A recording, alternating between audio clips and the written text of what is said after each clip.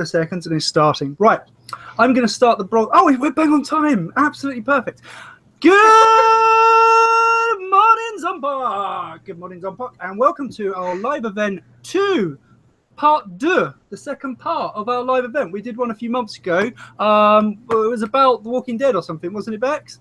Yeah, it was about zombie films and zombie TV shows. Yeah, we're not doing that this time. So this time, our live event is about zombies in literature. So, with that in mind, we have some of the best experts in the world. Yay! Some of the best zombie experts in the world.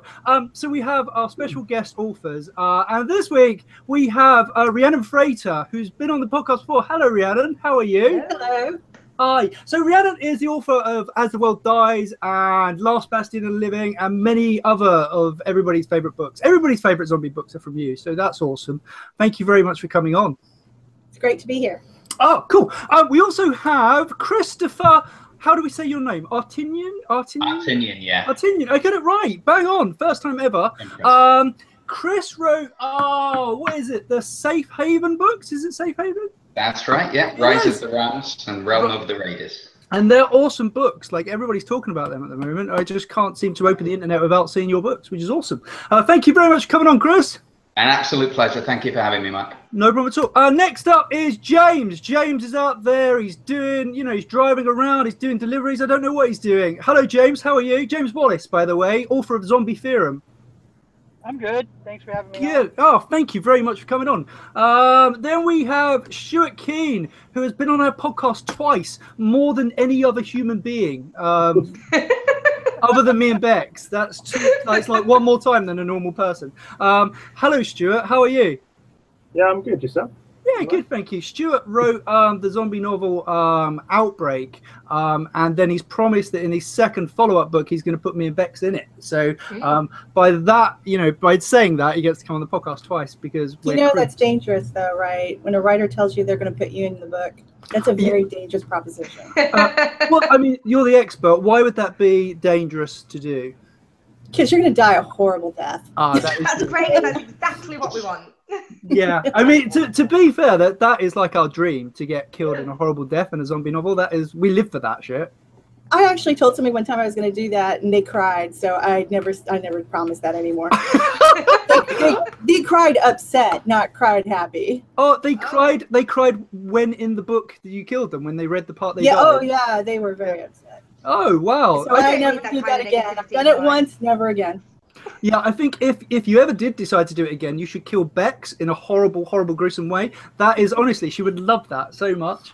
In like a really imaginative, inventive, horrendous way. That'd be great. Do it. I didn't know I'm going to kill you yet, so wait till you see how I'm going to kill you two. Sorry, Stuart, you said? I said wait until you see how I'm going to kill you two. Yeah, I hope. Knowing your books, I'm actually really looking forward to seeing how you're going to kill me. Do you know what? I remember in Outbreak, there is one particularly gruesome death that I enjoyed more than any other. If it's something like that, I'll be over the moon.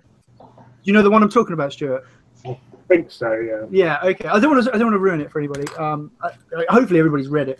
Right, okay. So we're going to get this thing started. Basically, it's going to work like this. I've got a bunch of questions. I'm going to ask each person a bunch of questions. I'm going to get some answers. We're going to go like this for like 2 hours. I'm going to slowly drink more and eat more licorice, all sorts, and then eventually be sick on the floor. So that's pretty standard. Pretty standard Friday evening, really. Okay, so. First question, and I'm going to start from what is my left. I'm going to start with Chris. Chris, for you, the first question is, why zombies? Why the hell do we even need zombies? Why are zombies? This is like a multiple part question, so you've got a lot to get through. Why zombies? Why are they popular? Why do we like them? Why do people keep writing about them? Just like why? I think George A. Romero, God bless him, has got an awful lot to answer for. Night of the Living Dead, it captured an awful lot of people's imaginations. It was a spectacular film. There's a lot about zombies. There's a lot of unknown about zombies. We don't know if any part of the person still exists from the person that died. It's back to life as something different. It's kind of a rebirth as something grim and horrible and awful. You know, is that what comes after death? There's an awful lot of unknown, like I say. It's something, it's difficult to quantify. It's also, you know, it's if that's your future, if that's what comes next, it's kind of a bleak existence. It's everything you don't want after death. So it's true horror in the sense of the word horror. Yeah. Okay. I mean, do you think that somehow like this has got into our popular culture? Because I mean, in the same way that sort of like Dracula and like werewolves and these sort of myths and legends, is it sort of as it seeps into our popular culture that way? I think it has. Yeah. I think very much so. I mean, as far as vampires go, Rhiannon's going to be the expert on that. But I think well, I mean, just look at TV now. Zombies are part of the mainstream TV. They are part of modern day culture. Sure. So I mean, yeah, absolutely. They're certainly part of what we conceive to be horror now. But they go beyond that as well. They are part of popular culture. Sure. If I could jump in real quick. Yeah. Jonathan Mayberry one time said something that was very interesting. I think it was at Horror Realm in Pittsburgh. He said that we have seen the advent of a new monster in our lifetime. Like we had a bunch of traditional and mythological creatures, you know, from books of the past. We had stuff from, you know, mythology, but the zombie was a brand new creature created by George A. Romero and Night of the Living Dead. And it's the creation of a new monster. And I think that also contributes to how popular it is because it's something new. And even though it's based off of the legends of voodoo and stuff, it took on a whole new life of its own. And just to add to what was already said, I think the reason why we're so enthralled with zombies is because of the world we live in. With social media and the 24 news cycle, we feel very stressed out. And thinking about a reset, the world being reset to a post-apocalyptic world where we have to survive is very appealing. I mean, it's the ultimate redo. So I think there's a lot of contributing factors to the popularity. Yeah, I couldn't agree more with everything you said there. James, going to you a minute in your car. What do you think? Why zombies, buddy? You know what? Zombies are the legion. They're the horde. And I think that's what scares people the most. It's not just one vampire or two vampires or a couple of werewolves. Excuse me. A couple of werewolves. It's the fact that an entire city can be turned into a horde. That it comes down to, like one of the books for Rhiannon is The Last Bastion. You know, that's exactly it. You've got that small group of people that have to battle an entire society of horde. And I think that's what scares people the most. Yeah, I couldn't agree more. Stuart, I mean, you're pretty new to the whole zombie genre. I mean, you're just kind of stepping into it. So I know you're a big fan of horror, though, because you're a horror writer. And I spoke to you before about like your love of zombie movies and horror movies, and it's similar to mine.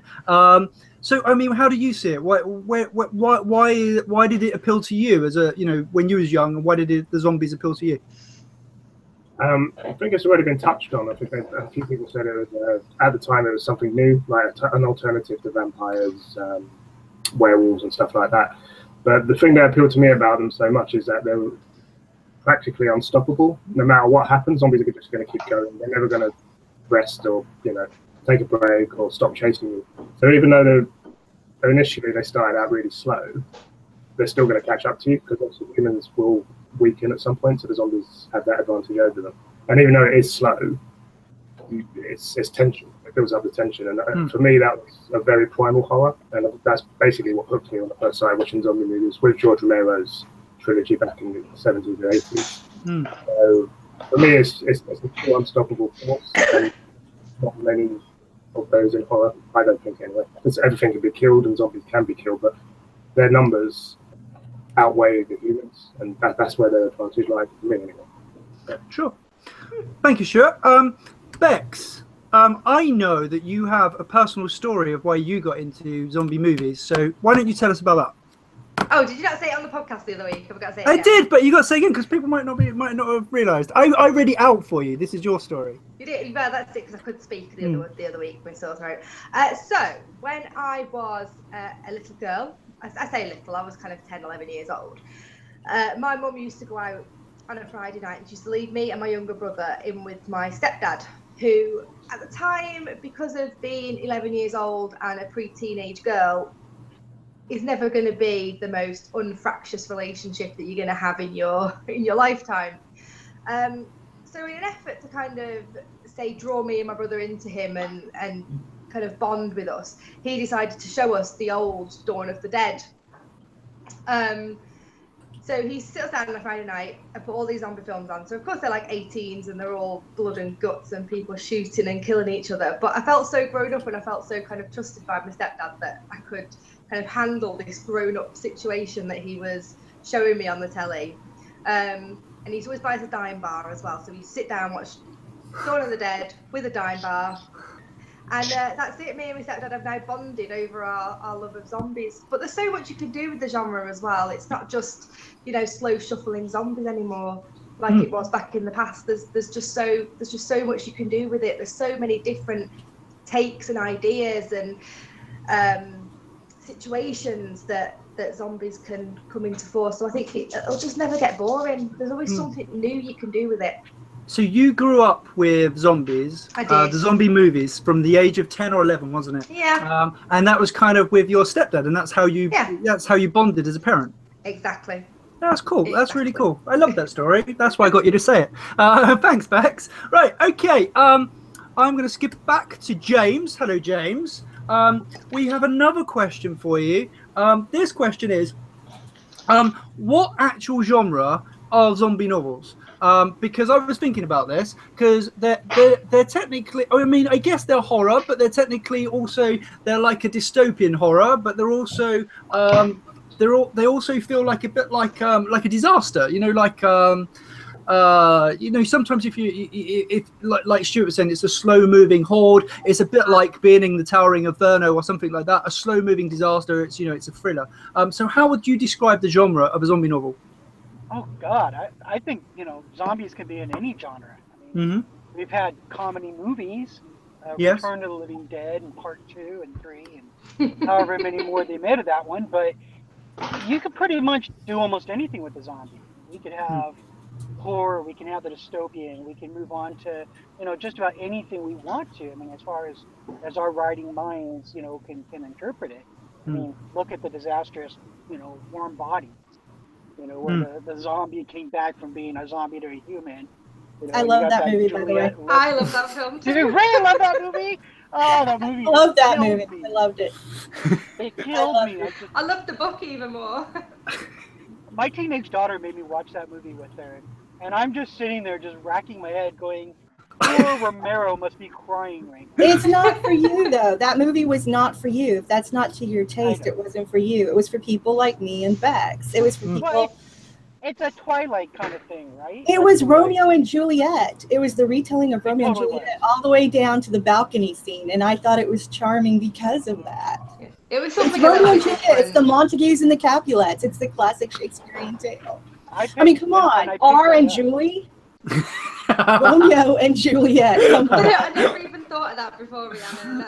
It is. It's Romeo and Juliet. The zombies and the humans are the Montagues and the Capulets. It's every beat of the Shakespearean play. It was brilliant. I loved it for that reason.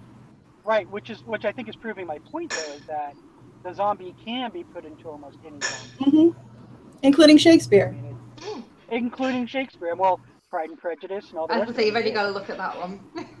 I like Pride and Prejudice. I like Pride and Prejudice Zombies. I thought that was a really good movie. I can't do as a Jane Austen purist. I can't do it. No, my wife is a Jane Austen purist, but she actually enjoyed the movie because it was the only film we could actually watch together and enjoy it. Well, there you go. Yeah. Rhiannon, same question to you, I suppose. I mean, I kind of have an inkling what your answer is going to be, is that it's everything. But I mean, how would you describe the classic zombie novel? Is it horror? Is it is it a disaster movie? What is it? That's a very difficult thing to say, because if you really think about it, the zombie novel is a new creation, and it's not been around that long. And the first really popular zombie novels were male wish fulfillment. It was the lone soldier, the lone gunman, the lone policeman, the dude that had been the geek or the nerd suddenly rises to be the hero. And so it was male wish fulfillment in the beginning. I mean, and women and children were expendable. I mean, women would come on the scene long enough to have sex and die, or be used as bait, or be the tragic reason he gets revenge. And it was the original very popular books. Those are the beats it hit. The zombie novel has now changed significantly because you have more people writing in the genre. And the more people that write in the genre, the more they're going to bring to it. They're going to bring their own ideas, their own concepts, their own life perception. And we've moved away from that lone gunman being the only person that survives to community surviving, like in As the World Dies, my series. So, I mean, there's a whole bunch of different ways we can look at the zombie novel and what it means. And I think what it really is at the end is a reflection of society. And the author that's writing it is writing it from their viewpoint or their perception or what they've seen. Me personally, I was very influenced by, I used to work at a government consultant firm, and I used to go and work on disaster relief. And I would go into areas that had been reduced to post-apocalyptic scenes. I mean, literally, I remember driving into Sabine Pass after Rita hit it, and it was like a bomb had gone off. It looked post-apocalyptic in every way. There was even boats sitting in the middle of streets, buildings completely reduced to rubble. And I talked to so many people who had survived these disasters, and they told me these amazing stories of heroism, of helping complete strangers, of being taken in by complete strangers, about people digging through rubble to pull their neighbors out, or even helping people they'd never met before. And that heavily influenced As the World Dies, because I wanted to take, we always think of the worst case scenario because that's what Hollywood spoon feeds us. But I had talked to these people who had actually gone through a life-altering, life-changing, life-destroying scenario and come out the other side with these amazing stories. And of course, there's going to be the one or two bad stories in the mix, but the majority, like 98%, were really positive. So the zombie novel is a reflection of society. Yes. I could just listen to Rhiannon talk all evening. But we're going to skip to Stuart. Stuart, how are you, buddy? So I can do that to Stuart because he knows I'm only joking. Stuart, how do you see the genre? How do you see, like, what is it? What is a zombie story? Well, I think it's already been touched on, but I think it can practically cover any genre and any horror genre nowadays. Like I said, you go back to the old zombie films and they were pure horror, post-apocalyptic. But you look at some of the recent entries in the genre now, and it's like there's comedy, thrillers, westerns. It's covering a wide expanse. There's a Christmas book. That's it, and Christmas as well. And I love Is there a Christmas one? Taking everything Children's and using zombie. Yeah. Zombies have been. Yep. But yeah, I love the fact that the genre has a more independent thing when Romero got hold of it, and I now love that it's in the mainstream because everyone's embracing it. Like you say, the Pride and Prejudice and zombies. Nothing safe from the zombie genre nowadays. No. Do you think that? I mean, do you think that's a good thing or a bad thing, Stuart? I mean, because I know, like, you're a bit like Bex, old school zombie fan. Do you like now it's more mainstream? Do you resent that a little bit? Stuart's frozen. Bex. Hey. Do you resent that a little bit? No. I think it delayed my feed there for a second. I like the fact that the zombies are now being appreciated by a more mainstream audience because back in the 70s, I remember people hating zombies, and I still know now who hate zombies. Yeah. It's a bad thing, but also in a way it's a very good thing because you look at what the Walking Dead done for zombies in the last 5-6 years. I love that zombies are now being embraced. It's just a shame it took this long for it to happen. So yeah, I think primarily I think it's a good thing because a lot more people are embracing it, and I think Romero would be proud of them now, considering the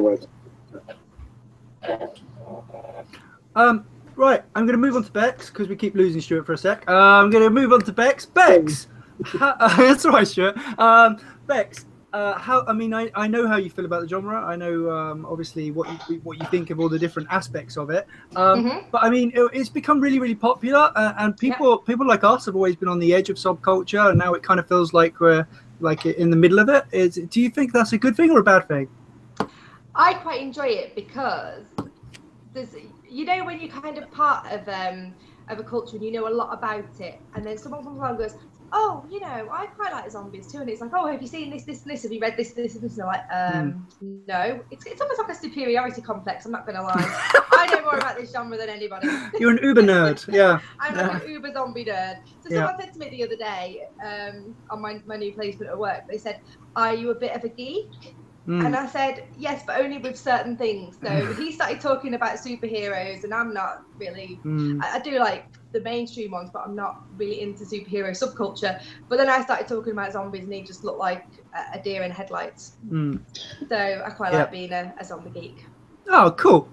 Chris, how do you see the genre? I mean, do you see it as a mainstream genre now, as something that obviously is part of everyday culture? Do you see that as a good thing or as a bad thing? Did you prefer it when it was kind of a little bit, you know, behind closed doors and smaller budget movies?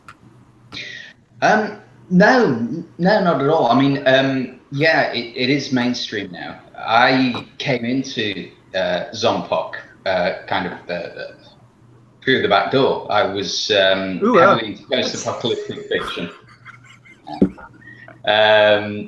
You know, I got into writers like John Christopher, John Wyndham, you know, George Stewart, Earth Abides, Alas Babylon, Pat Frank, and all that kind of thing. And I was, like I say, I was heavily into the post-apocalyptic thing. And then I just started reading, you know, the odd Zompoc, and it was like a natural progression. It was like it was the same and yet it was different. It was like a separate branch. It was the next thing that post-apocalyptic needed. And it does fall into a lot of genres. I mean, you know, you can look at it as sci-fi because, you know, there are those elements in there. Obviously, horror is always there. It is a truly horrific. I think we've come to accept it now, but it is horror in the purest sense of it. And you know, I think it's a good thing that it's actually become the mainstream. I think it has a lot of potential. Still, I think new ideas can be brought into it, and you know, I think it's going to be with us an awful long time. It's, you know, it's the next thing. We've had werewolves, vampires, zombies. You know, it's part of the mainstream now. It is post-apocalyptic. It's horror. It's anything you want it to be. It's in the hands of the writer. Cool, excellent. Rhiannon, we're going to start the next question with you. I suppose this is the perfect person to start with, really. Why do zombie novels very often, more often than not, become a series of zombie novels? Why are they just not a standalone story? And I'm sure there must be some, but most of them are not. Well, my story, As the World Dies, was born on an online forum. And I was the first female writer on that forum. And this is back in 2005. And I had promised when I started writing, and it started getting popular, after the sexist backlash had actually died down, because, oh my God, a girl was writing zombies. Gosh. I got so much grief. And I mean, I had some people really try very hard to shut me down. Some of the other writers on the site tried to shut me down, and I stuck to my guns because I'm bullheaded. I'm Latina and Italian, so there you go. And I really stuck to my guns on it. And one of the things I did promise was that I was going to finish it. Little did I know it was going to take me 2 years to finish it. And when I finished it, everybody wanted it to be published. And I did try to get it published, but there wasn't really any interest in it. I had 2 female protagonists. It was in Texas, you know, it wasn't the lone gunman running across the wilderness, you know. And what happened was I ended up, my husband actually took me to dinner one night and proposed self-publishing, and I was really adamantly against it. And then I started looking into it because it had changed. It wasn't Vanity Publishing anymore. It was a completely different new beast. And so I ended up self-publishing it. But when I went and looked at the completed manuscript, I was shocked to discover it was over 300,000 words.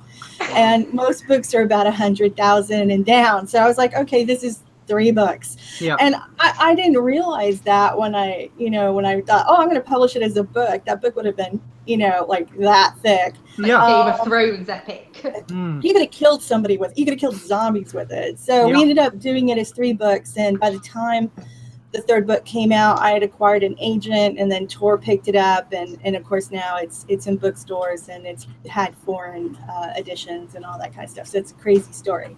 So that's why As the World Dies was a series.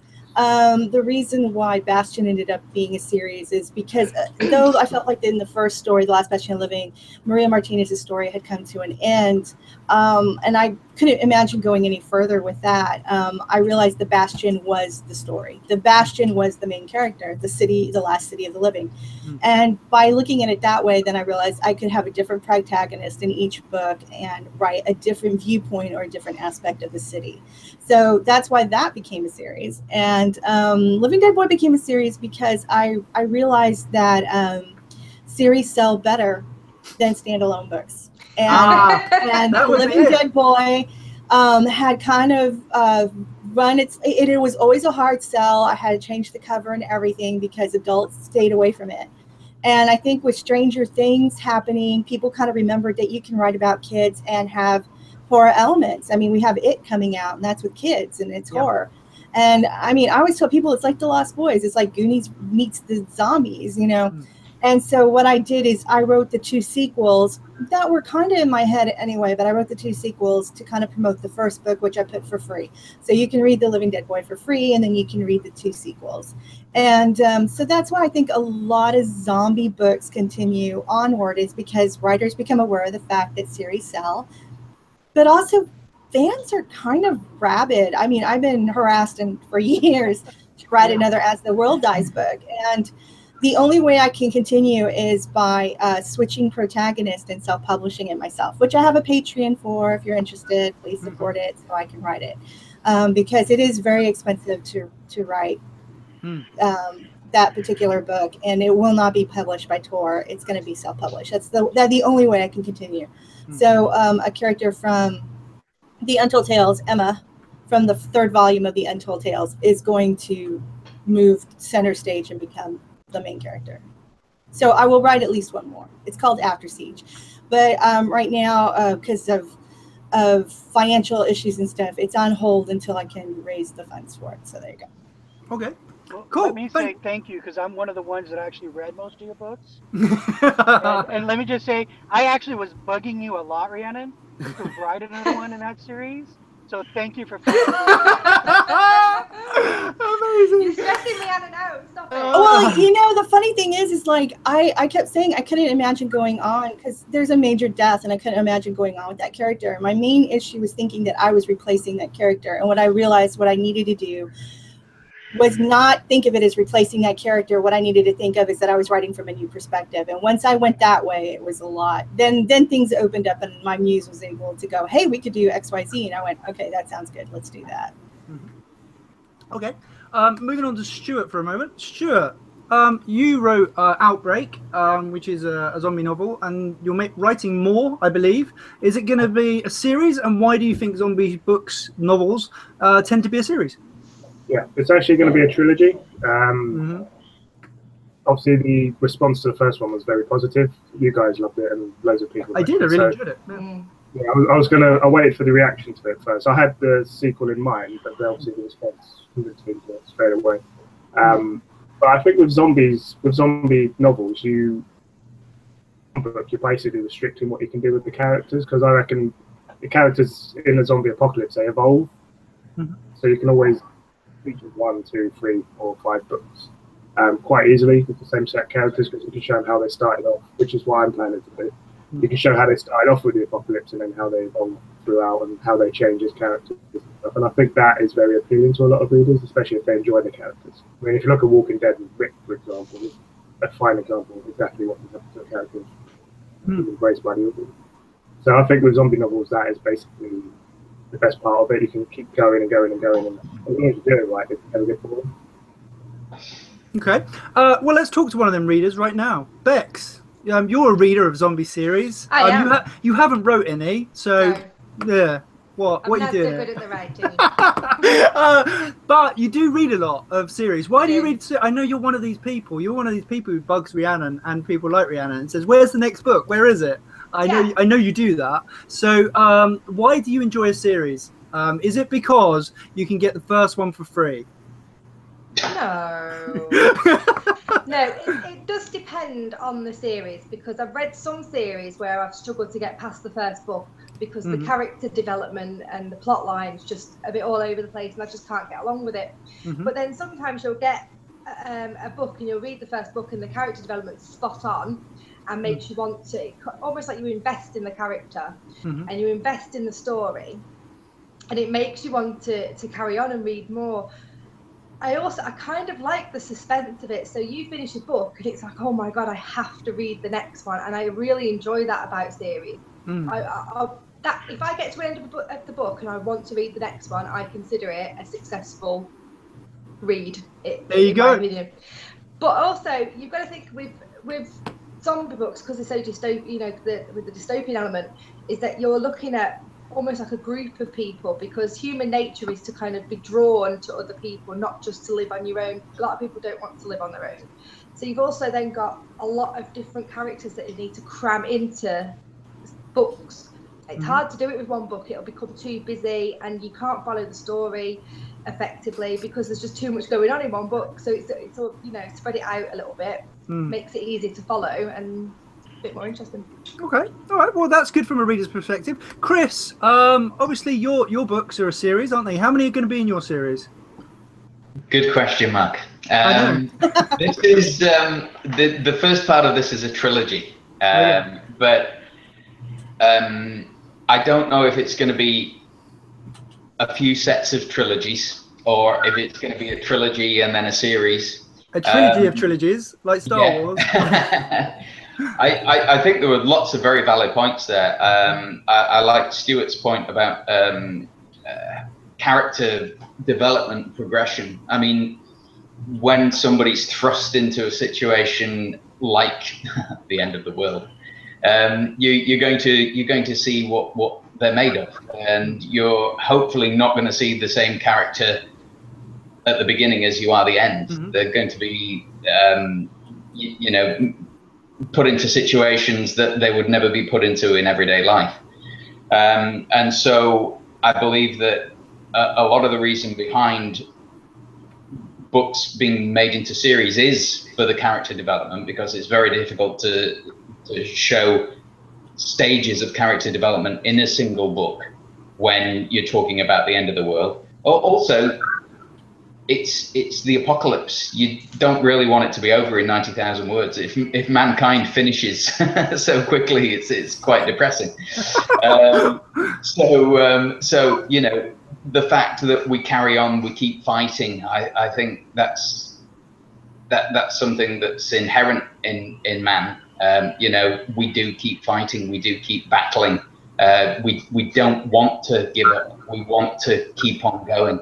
So I think that's a lot of the reason that a lot of them do turn into series. Makes perfect sense to me. James, you wrote Zombie Theorem. How many Zombie Theorems are there? Well, there's only supposed to be 3. But, Okay. I was talking to Mark Tufo one day, and he's written Name drop. 10 of the zombie fallouts. Got name drop. And he's written about 10 of those. And I was private messaging with him back and forth, and I was like, well, I feel like I have way more of a story to tell. I don't want to just stop at 3. And he said, well, bud, as long as your characters still have life in them, keep writing them. So right now I have 4 out. I'm on the 5th book that I'm about halfway through right now. And I don't see an ending.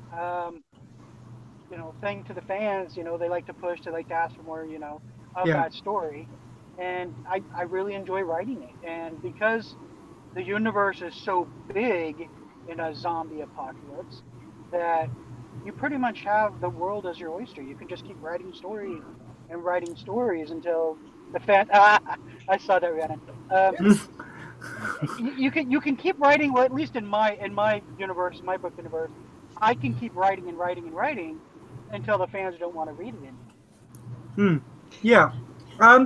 Is there ever come a time when you sit down and you go to write the next book in the series and the characters haven't got any life in them left? Would you recognize that time if it came?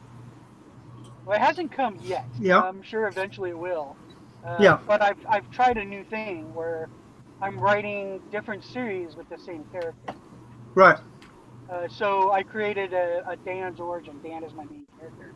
Mm-hmm. And I write an origin story for him that explains why he's going to be in multiple realities and in multiple universes, going through multiple stories. Multiverse. That's allowed me to recycle my characters. For the fans that love Dan and Brian and the rest of them, I can move them off into different stories and put them into different things. And then eventually stop writing zombie fans. Cool. That sounds cool. It's like a zombie Rick and Morty thing you got going on there.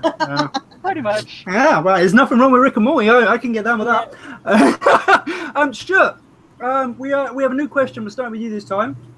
I don't know where my questions are. Oh, they're over there. I'm too busy eating these things. Okay, I know every time we talk about zombie stories and we're talking to the guys and we're talking to the girls and we're all, we're saying, we're talking about zombies as if it's the end of the world. Do they have to be the end of the world? I know not all zombie stories are the end of the world, are they? Sort of some of the more modern stories are, like living alongside zombies as, pets or just generally in society. Does a zombie novel have to mean the end of the world? That's my question. I'm going to say no, but I can't think of an example to prove. There is a film I saw recently called The Resort, which takes place after the zombies. Saw that. Basically, they boarded the zombies onto an island and they used them to hunt. But that dealt with the story quite well. It's like, the zombie apocalypse is actually over now and humans have survived and they've regenerated, basically. So I think... Resort? Yeah, Resort, yeah. Resort, yeah. Great film. I think, again, with the more mainstream stories coming in for zombies, I think a little bit more now. I hope they do anyway, because it's a completely different spin on it. But I'm going to say no. I think zombies. I think it's safe to go, or not safe, but I think it's easy to go in and basically end the world a bit. But I think it takes more of a challenge to actually think of an idea that happens after the apocalypse. And I think that's probably why there's a lack of material that actually doesn't have them. But like I say, there's probably books out there that have addressed it. I just haven't read them. Sure. Bex, same question to you. I just woke you up. Does a zombie story have to be the end of the world? This is one of my pet hates. You know this. That one of my pet hates is every time I pick up the zombie book, it's the end of the world. It doesn't have to. I'm pretty convinced it wouldn't be the end of the world. So, what do you think? The thing is, it'd be a really, really short zombie book if a zombie outbreak happened and the government came in and shot cleaned it all up. Them, cleaned it all up, and then you'd only be like 100 words, and it'd be why would it have to be a short zombie book, right? Because look at Shaun of the Dead; it all happened in one day. It did, and then they cleaned up at the end. Yeah, that is true. That is true. Yeah. I don't know. I'm not sure that we are, as a race, well enough equipped to deal with such a widespread virus that can sweep. If you're thinking of classic zombies where a bite will turn you instantly within a couple of seconds, we're not equipped to deal with that. We're not. I disagree. Okay, Rhiannon, why do you disagree? I disagree. I think that let's say there's ever a scenario where zombies would really happen. I really do believe that we would win. And the death toll would be astoundingly high, but I think in the end we would win. For one thing, there are actually zombies. The government has actually created zombie scenarios where what they would do. We should say they created zombies. No, they might. Who knows? But they have created like how they would do containment and how they would do evacuations and things like that. There's actually things in play. And here in Texas, everybody owns guns. We would actually probably cull our numbers down super fast in Texas. But there would be places in the world that, yes, would get really overrun very quickly. We're talking about densely compacted areas, but those are cities and they'll get bombed Yeah. You know, and I more really like looking at kind of like pandemics and epidemics that have happened in the past and like epidemiology and stuff. Things and like we SARS survived and Ebola and stuff. Yeah, but that's because if you're we thinking have like kind the of tech to classic do zombie, it. it's really, really contagious, more contagious than like any kind of virus. I that still we've had as a disagree. pandemic. I still disagree because they would quarantine areas that had the outbreak. They would keep people from going in and out. And yeah, there would be people who tried to break the quarantine, but they would be killed. I do think it may take years, but we would win. And actually, Jonathan Mayberry and Max Brooks also agree with that. We would win, but how many survivors would there be? It would be in the billions, but it's not the end. I mean, the only way humanity will find a way. The minute we discover we're under threat, that's our new enemy, and we'll all target it. And then once we're done with that, we'll go back to fighting with each other. We are very single-minded when we have a common enemy. When we have a common enemy, that's when we band together and focus outward. But once that threat would be eliminated, then we go back to our usual squabbles. Which I'm going to agree with you there, Rhiannon. But I think as the question was, is it the end of the world?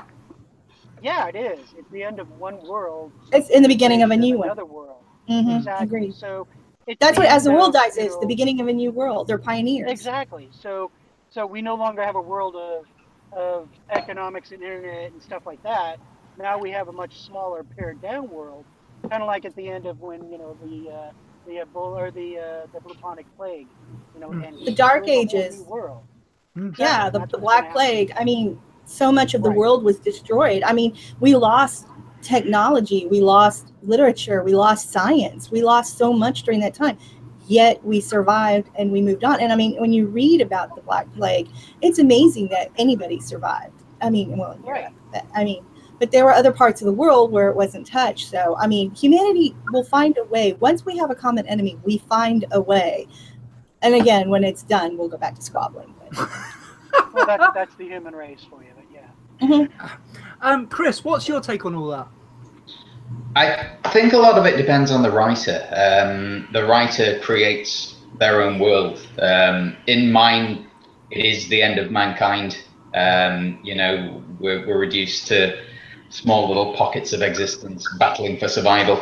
But if a writer wanted to create a world where zombies lived and mankind lived in great numbers, they could. It's entirely up to them. That's the great thing. That's the wonderful thing about what a writer does. They can produce exactly what they want to produce. They can create an alternate reality. But I mean, it is very much down to the individual what they want to do. From my own point of view, I think it would be bloody, vicious, horrific, and pretty brutal. I think mankind would be wiped out, all but a few pockets of existence. I have a slightly different view. I actually think, this is my opinion, I actually think that in the short term, it'll be horrific, it'll be horrible, lots of people will die. I think in the long term, human beings are actually incredible and they'll solve it easy. I think it'll be easy solved within a few days, literally, or weeks or months, but not over years. I think literally a short period of time, it'll be solved, it'll be sorted out. They'll just quarantine and bomb them out of them, it'll be sorted. We'd figure it out. That's the thing. We would want to maintain our internet. We would not want to let go of our Twitter feeds. I mean, exactly. We would find a freaking one. Honestly, I'm more worried about the lack of Wi-Fi than I am the zombies. I can't deal with lack of Wi-Fi. Millennials just would not cope with no Wi-Fi and no Instagram. I'm Generation X and I wouldn't survive it. Let's not dump on millennials. Come on, we gave them a crappy world, so I mean, they got a right to be bitter bitches. They have. I wouldn't cope without my sparkling wit every week. I wouldn't. No, I'd be coming to see you. If there was the end of the world scenario, I'm coming to mock you about it. Right. Okay. All right. Who am I starting with this time? Bex, isn't it? Am I starting with Bex? Yeah. Why not? Fuck it. Bex, question for you. I'm trying to think of a surprise question, but I'm not quick enough. What is a zombie? I read the questions, so oh, that's good. It could any be fucking... questions are surprising. Okay, so what exactly is a zombie? How do we classify a zombie? What makes a zombie a zombie? So obviously we can say a zombie is just someone who's undead and then alive, but But I mean, is like the Return of the Living Dead, is that a zombie, or is it someone who's bitten and got a virus? So I mean, you've met people with severe viruses. I mean, could they be a zombie, or do they literally have to? I mean, what about people crawling out the ground? Are they zombies or are they not zombies? So what's your opinion? Oh, that's a tough one. So I think depending on the writer and depending on the situation that you're going to kind of find yourself in, the zombies are very, what's the word I'm looking for? Dead. Dead. Yeah, they're dead. No. They can be slow and shuffling. They can be fast and running at you. And I like the fact that it mixes it up, so you're not going to be kind of. You see Simon in the background there. I thought it was a zombie. It was Simon. Yeah, no, I like the fact that you can have many different takes on a zombie. So I suppose a classical zombie is someone who has died after being bitten and then come back to life and goes on to bite other people. Yeah. But I think what you kind of get in modern society now is you have people acting like zombies. So you've got people who take drugs and they act like zombies. You have people who have like certain diseases, and I won't go into much detail, obviously, with the work and everything. That again, it changes their entire persona and their entire almost brain chemistry and makes them a completely different person to what they were before. Could that technically be a zombie? Is that a modern day zombie? Is zombieism actually real, but in a different concept to what you imagine it is from films and books that you've read and seen in the past? Yeah. Let's ask Chris. Chris, what's a zombie? Is it someone who's like buried in the ground 6 feet under and then digs his way out? Or is it someone who's just been bit and then gets turned? Or is it someone who gets a bit of spittle or saliva in his mouth and then turns into a zombie? How is it? What is it for you? Good question. Once again, it's in the hands of the writer. I mean, in my books, it's, you know, any bodily fluids, bites, scratches, anything like that. In, you know, other books, it's something else. I mean, look at Pontypool. Very, very original, and you didn't even have to come into contact with them. But ultimately, they were zombies. They hadn't, although people were feasted upon by the infected, that wasn't a prerequisite to actually get turned. It was in birds. So it is in the writer's hands. It could be anything.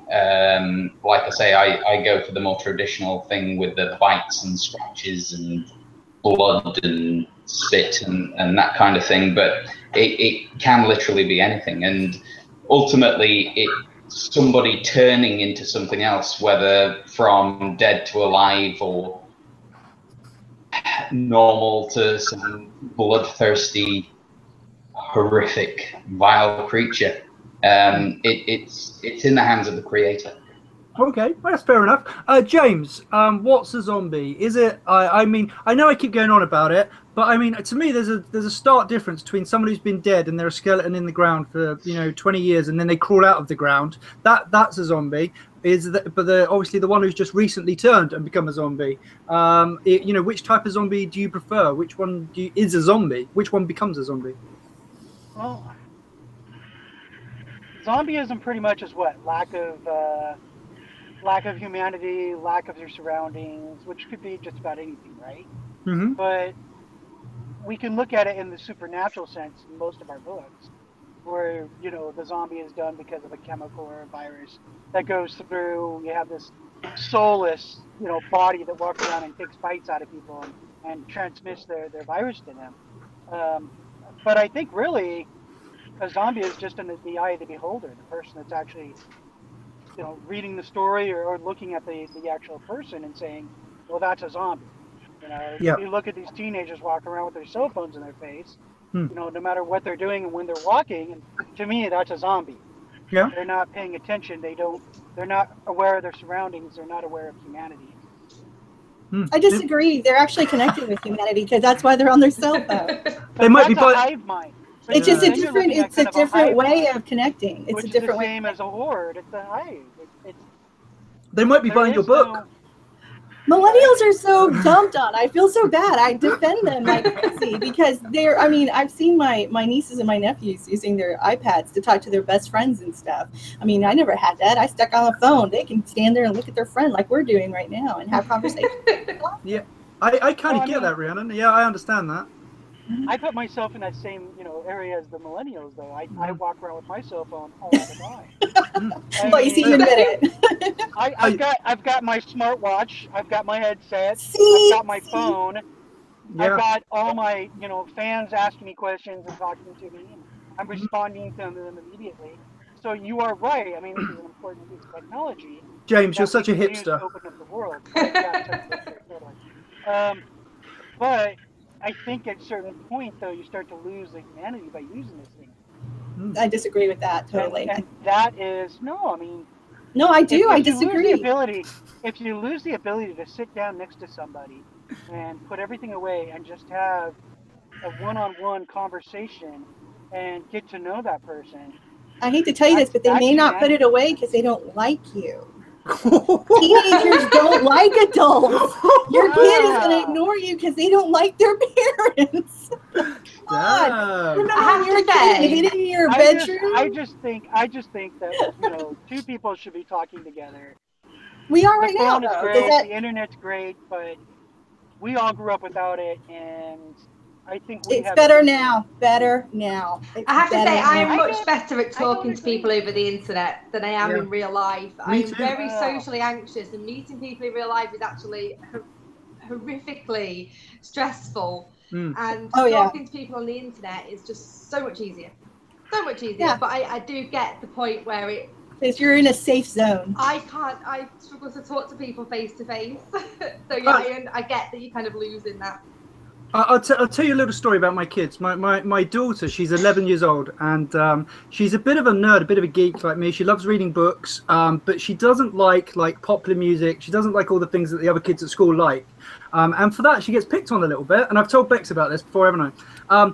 But she has friends online. She has friends who are in the same community as her, and she can talk to them. She talks to them via FaceTime. Obviously, I monitor what she's doing, but she has a community of friends who are all like-minded. None of them have lots of friends at school because they're all nerds or considered nerds. So, and they get to have a life after school with a community of friends that otherwise they'll be sitting there with me, and who wants to sit there with their parents? Yeah. So in that way, I kind of think it's a cool thing that they have all this technology at their fingertips. I understand what James is saying, but I do too. But I defend the tech. Yeah, me too. Because I mean, every time when books came out, people thought it was going to corrupt women and make them not be good mothers. I mean, every time there's new technology, we're convinced it's the end of humanity. I mean, there's pictures of people sitting on the trolley with newspapers, and they said it's the end of human communication back in the 40s and the 30s. So. What are you women doing buying books? When did this start? I know, it corrupted us completely. It's horrible. We can vote as well. Oh my God! Someone needs to change things around here. Right? Okay, Rhiannon. Same question to you. What is a zombie? I know I keep banging on about it, but is it the supernatural end of the world? Hell has been full up, and now they're crawling out because there's no more room in hell, or is it because of some sort of weird virus and it's turned everybody to an undead weird corpse thing? The real zombie, where it all started, is a person that's alive that's been drugged. Okay, part of the voodoo religion. Okay, so that's a real zombie. In fact, when Romero first made Night of the Living Dead, he did not call them zombies; he called them ghouls. And ghouls were in legend were creatures that were reanimated corpses, and they ate the bones of the dead. But they would also not be opposed to eating a weary traveler, going through the cemetery at night. So ghoul was the original word for the modern zombie, and then it got changed to zombie. So if you want to go back to what a real zombie is, it's somebody who's been drugged and has lost their mind and are kind of like as mindless, lost their humanity, to reference back to a previous answer. So in my mind, a zombie can be whatever you want it to be, because the evolution of the modern zombie has taken on many forms. And originally it wasn't even supposed to be called a zombie, it was called a ghoul. So the modern zombie is whatever we decide it is, and there's going to be many versions of it based on whatever the writer wants to create. And when we do have some form of zombie outbreak someday, it'll probably be viral, and it'll probably be a living person, and we'll just call them zombie because they will demonstrate the traits of a traditional zombie. Like, remember the bath salts guy in Florida who ate the other guy's face? Yeah. Come on, y'all. Were you not flooded with people going, oh my God, it's happening? It's happening. You know? I was ready. I packed my bag and everything. I got the bag in the car. Everybody was freaking out. I was swamped. Come on, you were swamped with people. And I had people sending me messages going, are you ready? Are you packed? Are you ready to go? And I'm like, my guns are loaded. I'm fine. I'm fine. You come to me. Yeah. So I think I remember getting into these arguments. I used to go to parties with some friends in San Antonio, and there was, independent filmmakers there, and there were writers there, and there were people who just loved the zombie stuff. And this is really before it became really big. This is probably about 2005. I think the only movie we had at that time was the remake of Dawn of the Dead, and 28 Days Later. Yeah. And so we were discussing what is and isn't a zombie, and they'd get into very heated discussions. And I used to be a purist. Whatever Romero said was sacred to me until I sat down to write my first book. And when I sat down to write As the World Dies, I suddenly realized I had to create my own rules. So it's whatever you want it to be. I always have great respect for whatever a writer's universe is, because those are their rules. As long as it makes sense, they put all their little dots connect and everything, I'm on board. If they write something that doesn't make sense and it's kind of like all over the place, then, I abandon ship. But as long as it's making sense, it's coherent, and they have their rules down, I'm with it. In Bastion, are they zombies? They would probably be called zombies, even though I don't see them as zombies. I don't see them as zombies. I'm glad you said that. I see them. They're a viral creation. They're an alien viral creation. So their only purpose is to spread the virus. That's their only purpose. They're not there to eat you. They're there to bite you, infect you, move on, which is terrifying unto itself. So I mean. But scary. But I call it zombies because people say it's zombies. So I just, whatever people say it is, I'll go with it. Yeah. I mean, the Mesmerized in the book, The Mesmerized, I would not call them zombies, but people said, oh, Rhiannon created a new form of zombie. I'm like, okay, I'll go. Did I? Yeah. Okay. I didn't see them that way, but okay. Yeah, that's cool. Thank you, Rhiannon. I'm going to ask Stuart the same question. Stuart, you know what I'm going to ask you? What is a zombie? It's me at 6 o'clock in the morning. Yes. Before I've had a cup of tea. Yeah, or coffee, actually. Alan already touched on it. I think zombies basically could be anything the writer wants it to be, but I love the fact that the genre is one that actually relies on a bit of mystery as well. Like, you look at a lot of zombie books or films, you never understand where the outbreak has started from. That ambiguous, because it gives you the chance to actually imagine how it happened in your mind. I think that's one of the big things as long as it's very important. So open to interpretation nowadays. It's mainly loss of brain function or loss of humanity, and in my case, it's someone who reanimated his daughter to get revenge on the people who killed her in the first place. But like I say, there's lots of different ways it can be interpreted, and I'm sure everyone has their own way. Sure. Chris, a slightly new question for you. I know a lot of zombie novels that I read over the last, 3-4 years, maybe slightly less than that. A new breed of zombie has arisen, the cognitive zombie, the zombie with a brain. This is a new thing. Is a cognitive zombie a zombie with a soul, as it were, or an emerging soul, or at least a zombie that can think? Is it still a zombie, or is it just a different type of person? Good question. I know, good. Yeah, I mean, I've read a few bits and pieces with regards to this. I mean, ultimately, it is still a zombie. It's something, once again, that the writer has developed. It's their creation. I mean, they can call it whatever they want. They can do whatever they want with it. I mean, that is the great thing. If the world that the writer builds is cohesive and believable, then they can do exactly what they want. I mean, the problems arise when you've got somebody who leaves loads of holes in the story. But if somebody does build something believable and solid, they can do exactly what they want with it. And why not a cognitive zombie? Why not whatever the writer wants it to be, if it's believable? That is the key. Yeah, that's fair enough. James, same question to you. The modern sort of culture of cognitive zombies in literature seems to be a new thing, an emerging sort of zombie with a soul. The more, I don't know, the genteel zombie, I suppose is the way to describe it. Is it still a zombie? Yeah, most definitely. Yeah? Like Rhiannon said and Chris said, it's whatever the writer wants it to be. That's a zombie. So I have no problem with it being a cognitive zombie. As long as the story makes sense along with it, then yeah, most definitely. Sure. I mean, we all have different zombies in our books. I mean, mine alone are just a weapon in the book, and they're George Romero zombies. They're slow, you know. They're mindless, and they just go and infect and eat. That's all they do. But having a cognitive smart zombie, sure, why not? I don't see a problem with it. That's more of a thriller at that point, if you ask me. I like that.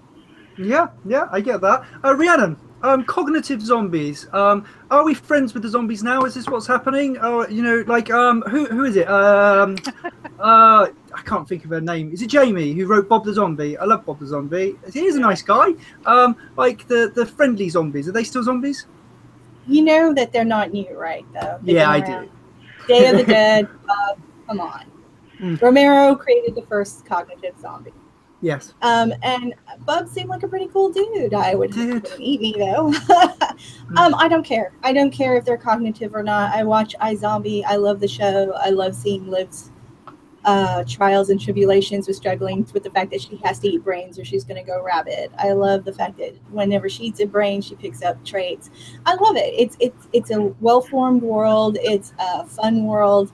It's a scary world at times. I thought the outbreak at the end of season 2 was really well done. And you know, it's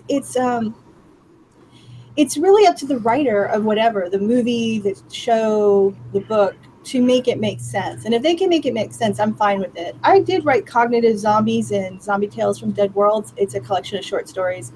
And I had a short story where 2 zombies regained consciousness. And they're a couple, Hank and Patsy, and they love each other deeply, and they crave a child, and they just don't know how they're going to get one. And they actually have a deal with the human settlement nearby to bring them supplies because they're the only ones who can go into the zombie infested area. And that was one of the weirdest stories I've ever written, but I can't get these 2 characters out of my mind. And people love them. They keep saying they want a full book of Hank and Patsy. And I mean, Patsy has a part of her leg is wooden because her leg fell off. So her husband makes a wooden leg for her to wear, you know. And, that's amazing. She always puts makeup on because she wants to look human. And she's got holes in her face and they bother her. And she keeps asking if she's still pretty. So, you know, but it's fanciful. It's fantasy. It's science fiction. It's fairy tale. It's whatever you make it. As long as your readers believe in the characters, they're along for the ride. Amazing. I love Patsy. That's my new favorite. I'm going to find that story and I'm going to read the hell out of it. Zombie Tales from Dead Worlds. It's called The Scavengers. Zombie Tales of Dead Worlds. I have a pencil. Right, Stuart, same question for you, buddy. What cognitive zombies? What are they all about? I actually used them in Outbreak, if you guys remember rightly. Cognitive zombie first. I actually paid homage to him in it. Basically, my zombies copy humans. There's a scene where there's a kid who jumps from a rooftop to another rooftop to escape the zombies, and they actually, instead of falling off of it, follow them. That's actually, you did that really well, because that's actually quite a scary bit, isn't it? Because you're a bit like, what the fuck just happened? That's it. But obviously, because my book takes place at the beginning of the outbreak as well, the fact that zombies are catching them so quickly, I think that's absolutely terrifying. Because the humans think, oh, I can just, jump over a roof and escape, and they'll fall into the alley below. But and the others are like mimicking them and jumping across and following him, which also means you can't escape. And I think that's absolutely terrifying. You don't really see that in many films. So I made that basically an intentional addition to my book. So, but yeah, I think they're very underutilized. I think the fact they exist is actually quite terrifying, as I already said. So, cool, that's pretty good, Stuart. a lot more than people. Bex, have we spoke to you about cognitive zombies yet? You've not. Okay, what's the deal with you then? I know you like Bob. I know you like Bob and Bob. We had Bob the Zombie in our series in the podcast for a while, didn't we? What's your thing on cognitive zombies? I know there's one you don't like, but I'm not going to mention it. I love cognitive zombies. I just think they're just brilliant. And I think there's so much you can do with them. So you've got the cognitive zombies that have kind of retained a little bit of their humanity and know what they're doing is wrong, but have more of like a craving. So I recently watched the Santa Clarita Diet, where she kind of knew eating humans were wrong, but she had the overwhelming craving to eat human flesh and couldn't control it, and then got a husband in on it. I'm like that with cheeseburgers at the moment. Oh, okay. Yeah, because I'm a vegetarian at the moment, so like every now and then I see a cheeseburger, I just want to eat it really bad. Yeah, like that. Just exactly the same. Exactly the same.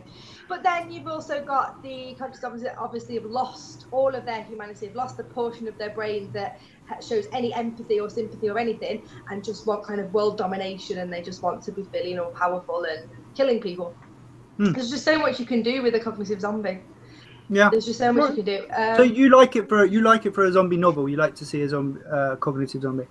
I do like to see a cognitive zombie. And then, has anyone watched there was a BBC program called In the Flesh, where they were zombies and then they found a cure, and even though they were still zombies, they took medication and wore makeup and things to make them look human. I just think it was a really good series. If you've not watched it, watch it. It's brilliant. You told me about that and I watched some of it. I really enjoyed it. Yeah, it was really good. Cool. Yeah, I love cognitive zombies. Awesome. Right, okay, what question are we up to?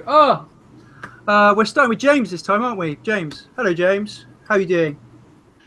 Good. Right. Done cognitive zombies, tick that off. So what for you, I mean, this is a personal question for each writer, except for Bex, who isn't a writer, but this is a personal question for each writer. What for you is your favorite type of zombie to write? Now, this doesn't mean the ones that you're currently writing, just your favorite type. So if you had to pick your favorite type of zombie, is it fast zombie, Romero zombie? Is it, as Bex was saying, cognitive zombie, zombie with a soul? For you, what would be your favorite type? Romero zombies, the original slow ones. Yeah, well, and that's the kind I like to write, though. But what I like to read, is a variety. I love reading all of them. I mean, I've read as many as I could get my hands on, and I love to enjoy reading all the stories about these different ideas of these zombies that everybody comes up with. My own kind that I have to write, though, and I think it's just my OCD, I have to write the slow zombies, because that's what I believe in so much when I write. Why do you prefer the Romero zombies when you write? Is it just your style of writing, or? Yeah, just my style of writing, I think. I mean, again, I like watching and reading everybody else's takes on these zombies. My take is just that they're slow, they're stupid, and they eat. Well, I mean, like me. Yeah, no, Bex, don't be silly. You drink. Rhiannon. I'm sorry. One more second. Yeah, go on. I try not to let my books be all about the zombie. Yeah. It's about the one guy and how he grows and what he has to learn to do. And the zombies are just there as the antagonist. So for me, they're just the afterthought. They're the slow zombies. Rhiannon said something really interesting when she came onto our podcast. She said that the zombies were the background to the story, but the story is about family and love and loss and everything else that every other story is about. And that kind of stuck with me. And when I read a book now, I kind of think like that. I think like, oh, the zombies kind of like, that's just the background, and this is what the story is about, is these people here. Rhiannon, what is your favorite type of zombie to write? I know you have loads, so I don't know. Just pick one. Put a pin in a thing and just pick one. No, it's not that. It's that I for a long time was burned out on zombies. I was really burned out on writing As the World Dies. I'd started writing it in 2005, and then I revised it for self-publication. Then I had to revise it for tour, and I wrote the Untold Tales to satiate the rabid fans. And by the time I got done in like 2012, 2013 or so, I was burned out, fried completely. I did not want to ever write another zombie tale ever again. And so I spent time in other worlds. But when I came back, what drew me back was writing Zombie Tales from Dead Worlds, where I could actually experiment with different kinds of zombies and switch it up. And like I had Hank and Patsy, and then I had what were called the Deaders, which were more like hive mind, that when the closer they were together, the smarter they got. And then I had these things called the Blighters, who are actually just rabid kind of human beings. And so I had all these different kind of zombies. And I think that book really restored my ability to write in the genre and not want to, make myself. Yeah. And so I have to say I like writing a diverse kinds of zombies because they create different problems for the main characters. Like, how do you escape them? I mean, the Blighters are rabid, so they basically are just killing everybody. They're killing each other. They're not eating people. They're just killing them. And it's and that's in the race, and it's basically a group of people running, trying to make it to the safe zone while dealing with basically everybody becoming a homicidal maniac. Mm-hmm. And so, I mean, when you have that, it kind of creates this new challenges and stuff. But I don't have one particular favorite kind of zombie to write about.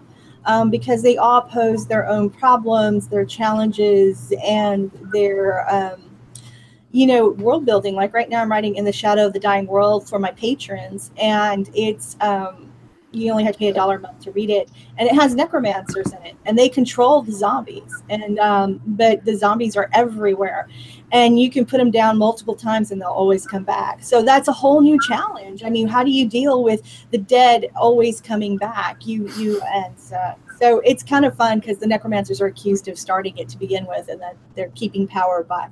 There's necromancers for you. You can't trust them, can you? That's the problem. Maybe you can. Maybe you can't. I'm not telling anybody. But, I mean, I don't have any particular favorite kind. And even when it comes to watching movies, I don't have a favorite kind because I love everything from the slow movers. But even Romero had fast zombies. I mean, the first zombie in Night of the Living Dead, that little fucker was fast. I mean, he's using tools. He picks up a rock to smash the window. So, I mean, even if you're trying to be pure to Romero, you've got a lot of stuff to work with. Yeah, there's a lot of zombies, fast zombies, zombies that use tools. Yeah, there was a lot of different zombies action going on. I mean, what is it, Land of the Dead, the most recent one, where they all sort of walk off like normal people, and that's the end of the movie. And you think, oh, okay, they're people now. That's cool. Stuart, same question to you, buddy. Zombies. What was we talking about? What's your favourite type of reading and writing, or writing specifically? I actually agree with Rhiannon here. I like a mixture because you can actually do, like, you can have legless zombies, fast zombies, slow zombies. One that I actually dealt with in Outbreak is zombies who don't suffer from headshots. So, like, you get shoot them in the head and they keep coming for you. That's stuff like that. So I like to have a bit of a mixture, and obviously, like Rhiannon said, more scenarios to play with, putting in characters in different positions with the zombies and whatnot. And I've got some certain situation styles for the sequel, which you two are definitely going to love. But the mixture is good because it gives you a lot more creative freedom and you don't burn out. It's true. Yeah, there's that. There's that too. Also, it keeps your options open too. You don't want to restrict yourself, like pin yourself into a corner, and then you get 50,000 words into a book, and you're like, actually, I wish I hadn't done that. And then you have to come all the way back out again and stuff. So, yeah. But like I say, I'm going to open it a lot more. Outbreak was just the start for me, but in Pandemic, there's going to be a lot more different types of zombies coming into it from there. Outbreak was the outbreak, wasn't it? That's the thing. Yes, that's literally right. Clue is in the name. Bex. Sorry. In the name. I know. Such a dick. I've had too many drinks already. Stuart's going to get pissed off at me. Right. Love affairs in the Zompoc, Bex. You know how we like to talk about loving on the podcast. We do, we do. You see, I have a problem with love affairs in the Zompoc. Why? Why? I don't understand it. I don't get it. I mean, I'm busy saving my life, saving my children's life. I'll be saving my nan. My nan lives around the corner. Don't get there, man. I ain't got time to be having sex in the shed. I don't know, but this is my problem. Sex in the zombie apocalypse. Why do we have it? You are so wrong. I know you was going to say that. It releases tension. It calms you down. It makes you think clearer. Yeah. You know, to be fair, if you're going to go out, you may as well go out in a bang. Oh, fair enough. Okay, right, Chris, I'm going to ask you this question because I know Rhiannon's dying to really let me have it, but I'm going to eke it out as long as I can. Chris, love affairs in zombie apocalypse novels, they're everywhere. You can't move for love affairs. Why do we have to have them? Well, I've got a big love affair in my series between a 21-year-old and a 30-odd-year-old woman. You're thrown into situations where you are left to depend on people you wouldn't normally depend on. You're left to develop relationships you wouldn't normally develop, and yeah, it boils down to the important things. You know, it boils down to honor and decency and doing the right thing and looking out for, you know, the people who are close to you who do the right thing by you. And all these things are the essence of what we look for in someone. And so it seems natural that when you meet somebody who does, you know, look after you, who saves your life, who wants to do right by you, who wants to protect you, that a bond would form. Now, whether that's a friendship like, you know, in James's novel, Brian and Dan, you know, this bond forms, this unbreakable bond. They become best friends out of nowhere, or whether it's a love affair. You know, whether it's something more romantic, it's natural. Being thrown into such an alien situation, I think it's natural that a relationship would form that wouldn't have formed in the real world. Okay, that's fair enough, Chris. James, same question to you. Why do we have to have a little bump and grind? Not me and you personally, but why? Well, I was like, this is going to get interesting really fast. we're a little far apart there, buddy, but I can come over. He's already in your bushes. Let's look at 2 points of views here. Is one, when you're in a situation like in a Zompoc, you want a reason to keep going, and I think love is the reason why you keep going, right? Mm-hmm. You need that emotional kind of push. Not just to survive the next day and survive the next day. You want to survive long enough to see the one you love, or to be able to protect the one you love, to keep going. I think if we look at it in the physical point of view, everybody's got to live their life in kind of a fast forward. You don't know when you're going to end. And having a quiet moment within the big bad world is really what's needed for stress relief, or just to finally find something that's normal. And I think those have to be in the story. I think, because I am one that when I watch a movie and they have to take a break out of the big giant action scene for a love scene, I'm like, oh really? You really have to do that? Yeah. But then I start writing and I thought, well, you know what? That kind of makes sense, actually. Mm-hmm. Because you need a reason to keep going, and you need a moment of normalcy. You need a moment of happiness, even if it's just a brief happiness. You still need it. Yeah. Okay. Fair point. Rhiannon, why am I wrong?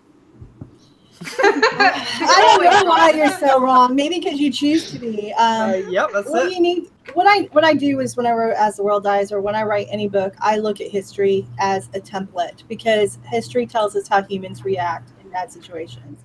Every time there's a war, there's a baby boom. We fuck like bunnies when there's bad stuff. I mean, we really do. People after funerals, they go home and they shag. You know, we do what we need to do to feel alive.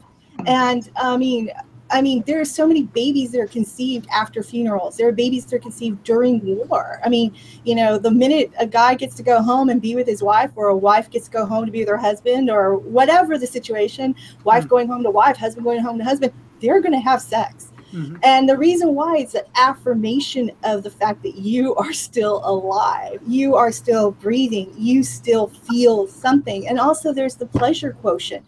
In a world where there are no pleasures left, you're going to take what you can find. If it's a bottle of whiskey, if it's a pack of cigarettes, it's a weed, drugs, or sex, you're going to take it. And it's a part of human nature to take that out.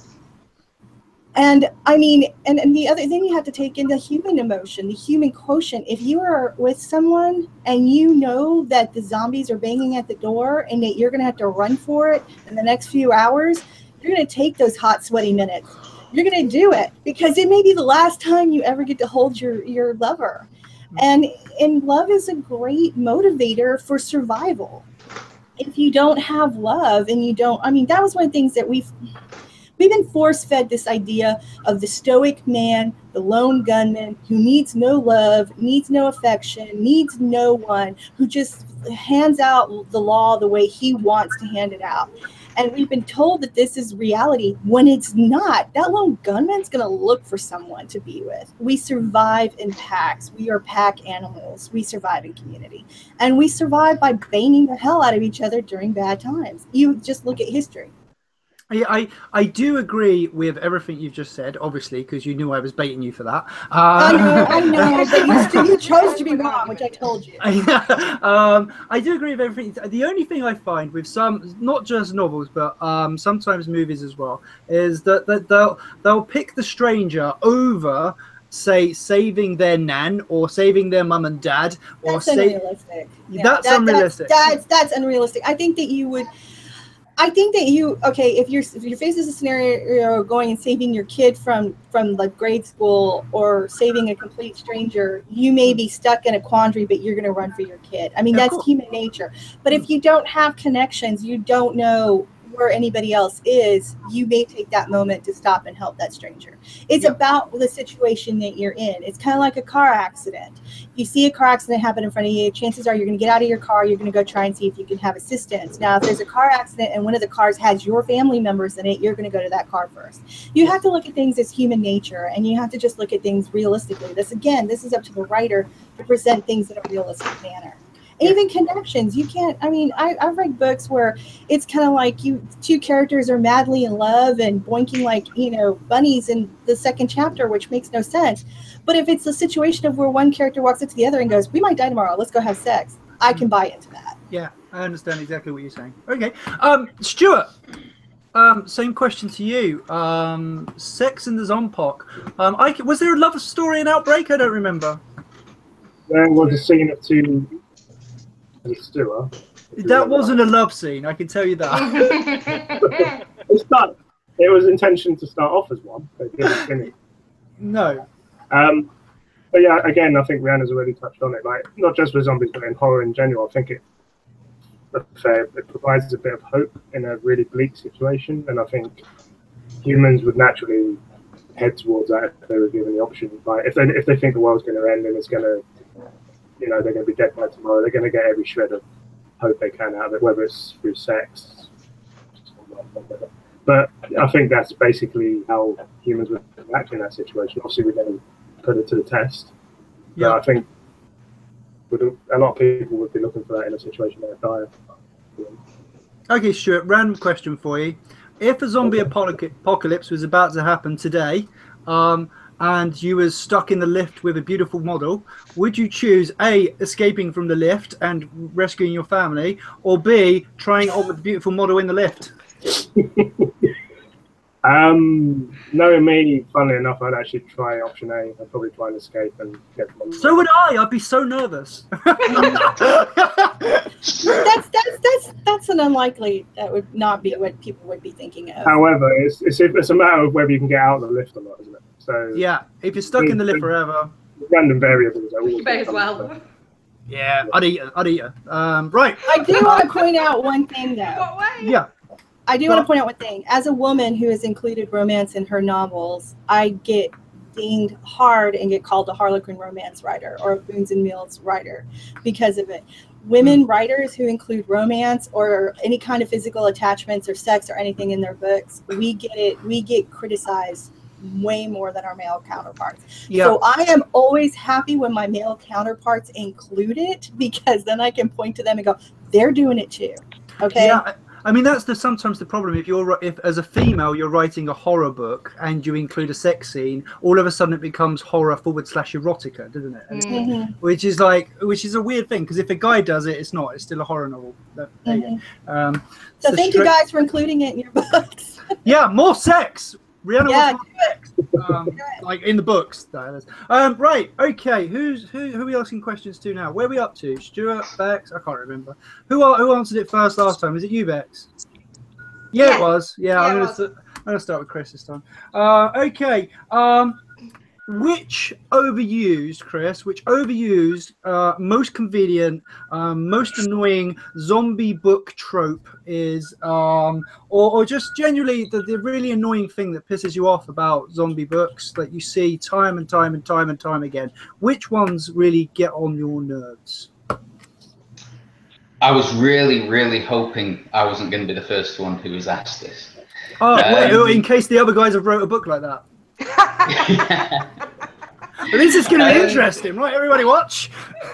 Honestly, I think every zombie book I've ever read is brilliant, and I can't think of a single one.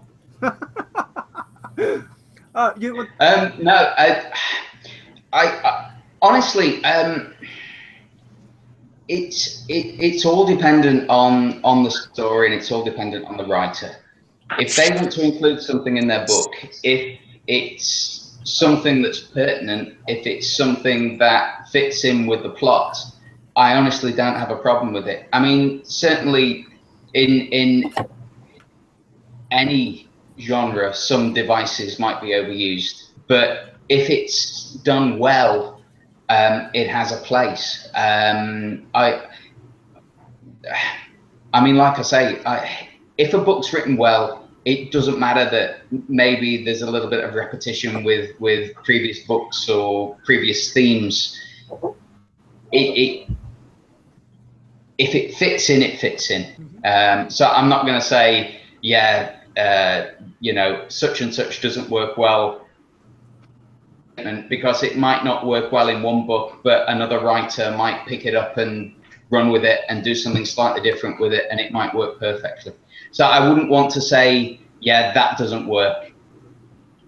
It all depends what the writer does with it. It all depends on the skill of the writer, how they can turn it to their own end.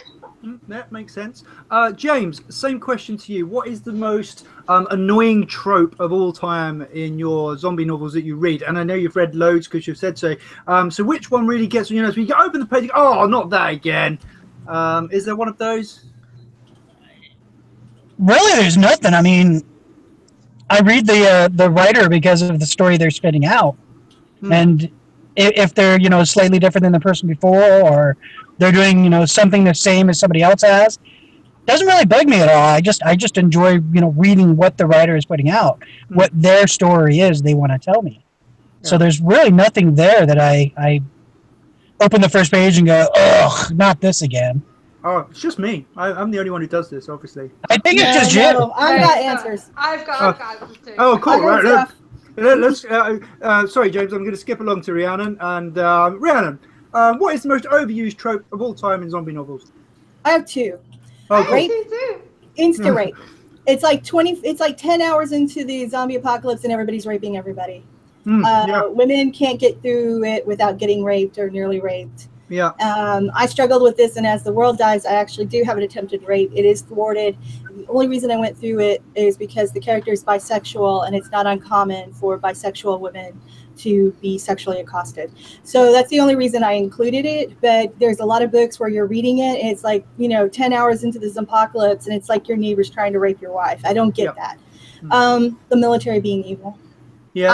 I have so many friends in the military, people that I hold in really high esteem and high regard. I have family members that are in the military. My mother-in-law served in both wars in Afghanistan and Iraq. My father-in-law was also in the military. My brother is in the military. I have somebody that I consult with on military stuff that he's a wonderful human being. And I hate when I read books and the military is auto evil. And like every soldier you meet is auto evil. Now, I could see where like any portion of humanity, there's going to be a segment that is not too hot and maybe villainous. And, that's not uncommon. I mean, those people do get court-martialed and put in prison. But the majority of our armed services at least in the United States, I just hold them in such high regard that it really bothers me. So rape and the military being automatically evil or incompetent or anything like that, it really bothers me a lot. Yeah, I mean, I'd have to agree with the military thing. I mean, everybody we've had on our podcast from the US who has been in the military, or the UK has been in the military, have always been like the most incredible people, haven't they, Bex? The most kind, generous, and wonderful people. And in my opinion, if the world goes to shit, these are the people who we're going to be relying on, not because of weapons, and I don't mean because of weapons and guns and tanks and all that shit. I mean just pure, they've been trained and taught to be the people who give, the helpers. They're the helpers who come out and help you. They are the people that are willing to give their lives for other people. Yeah. And for them to be villainized constantly. I understand having a villain or two, you know, in any group of people makes sense. But the constant villainization of the military, to the point where if anybody in a book runs into somebody in the military, you assume they're evil and you assume they're incompetent and you assume they're the enemy. And I'm done with that trope. I really am. I'm tired of it. I don't like seeing it, and it bothers me. And I'm not giving a free pass to everyone. There are bad people, there are bad police, good police, bad military, good military, good preachers, bad preachers. I mean, across the board, you're always going to have a mix. But the consistency of of people being maligned that are in the military, I'm done with that trope. Well, let me ask you a question, if you don't mind, Rhiannon. I haven't read, well, maybe I'm just lucky from who I'm reading, but I haven't read any books yet who make the military the enemy in the book, or that says bad things about them. It happens a lot in film.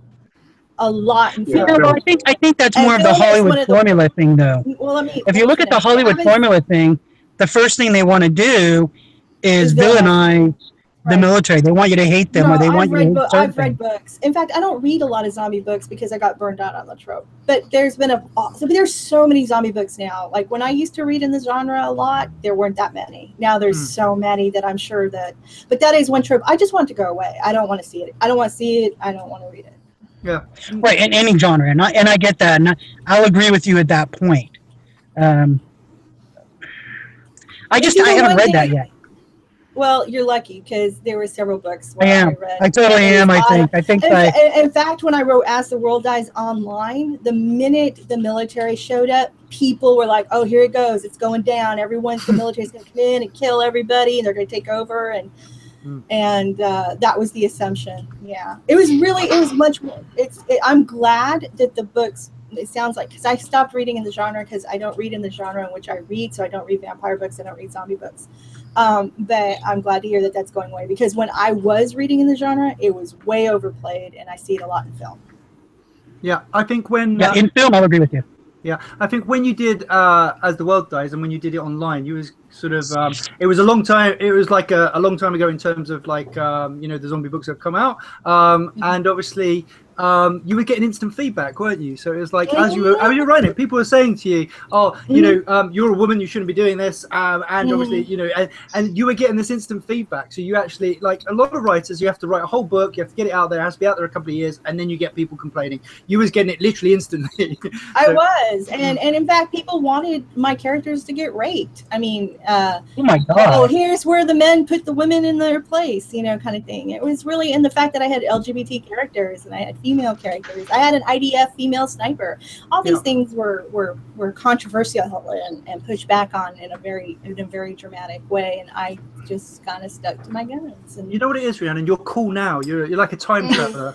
Yeah. You was cool too early. That was the problem. Well, what's funny is because I predate Mark Tufo, and every once in a while I'll have someone go, "Oh, so you read Mark Tufo? I was reading your book and XYZ," and I'm like, I was before him. I'm old school. Yeah, I fell into that trap when you come onto the podcast, didn't I? Oh, did you? Yeah. Oh, I forgot. Yeah, I did, and you slapped me down in about 5 seconds. And it was I predate him. I bless him for being popular and spreading the zombie virus and getting people to read the books. But yeah, I predate a lot of people and that are now writing in the genre, and but I'm not saying that makes me better. It just means I was there in the beginning when there was a lot of dreck. When a lot of those prejudices were around, you was writing, when people were not as cool about all this stuff that they are now. What was that noise? Weird. Hi, Stuart. let's ask you the same question that we was asking. What was we asking? What was the question? Zombie tropes. Yeah, zombie tropes. Zombie tropes. What's annoying? What annoys you? Well, they're both. Well, one of them's been touched on already. The first one is that females are inferior to men. I can't agree with that, to be honest. And the second is. We can all agree with that. I mean, that's a pretty standard thing these days. It's 2017 and everything. Yeah, that's it. But there's still like, the men take charge in the situation, and I don't think that would be the case personally. Anyway.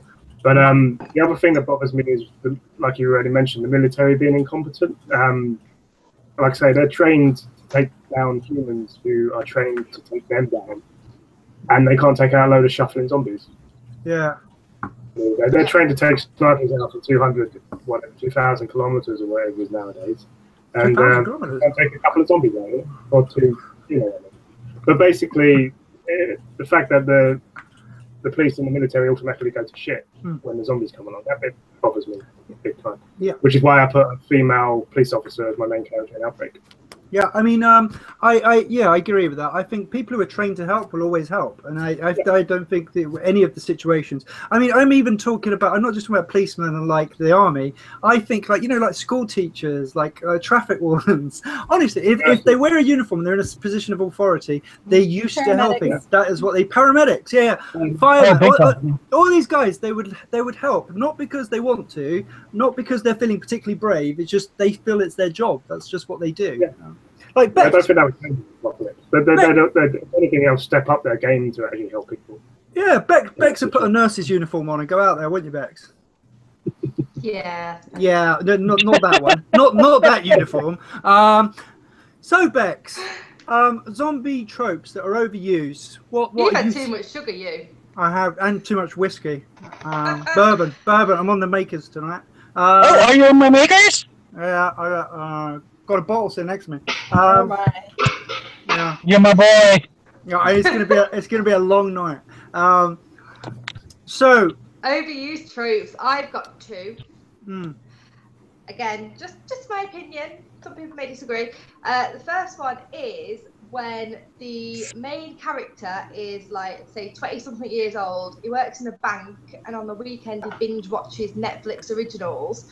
Suddenly, as soon as a zombie apocalypse happens, he's fucking Bear Grylls. Yeah, that is annoying.